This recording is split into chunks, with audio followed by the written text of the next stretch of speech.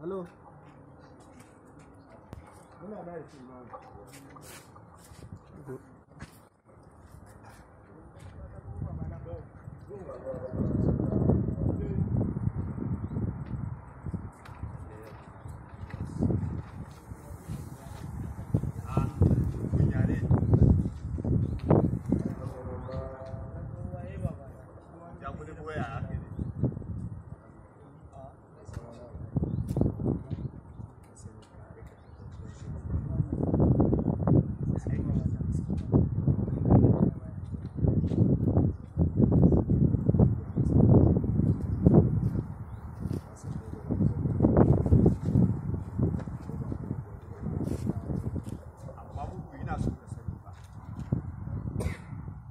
Ba na son shiga ka rika shiga abin da bai shafe ku ba.